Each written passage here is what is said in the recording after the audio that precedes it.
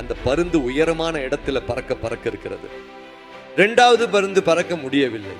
பறக்கும் பருந்தை பார்த்து பறக்க முடியாத பருந்து என்ன சென்றது தெரியுமா?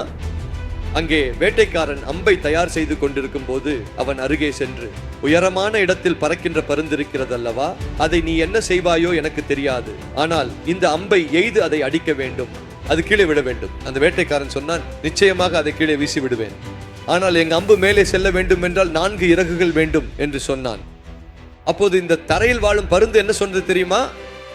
2 சிறகுகளை விரித்து உனக்கு எத்தனை இறகுகள் வேண்டுமோ எல்லாம் பிடித்து எடு, எனக்கு வேண்டியது எல்லாம் அந்த பருந்து மட்டும் கீழே விழ வேண்டும். அவன் 4 இறகுகளை பிடித்தான், அம்பு மேலே செல்லவில்லை. 10 இறகுகளை பிடித்தான், அம்பு மேலே செல்லவில்லை. 15 இறகுகளை பிடித்தான், அம்பு மேலே செல்லவில்லை. இது அம்பு மேலே எப்போது போகுமோ என்று பார்த்து கொண்டிருக்கிறது.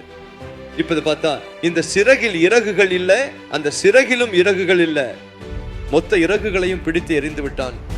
என் இறகுகளை எல்லாம் பிடித்து விட்டாயே, அதை கீழே எறிய வேண்டியது என்ன என்று கேட்டால் அந்த வேட்டைக்காரன் சொல்கிறான், அதை எறிய வேண்டிய அவசியம் எனக்கு என்ன இருக்கிறது?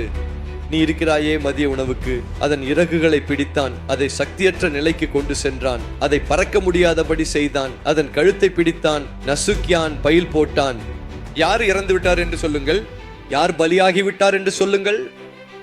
பொறாமை கொண்ட கழுதையா?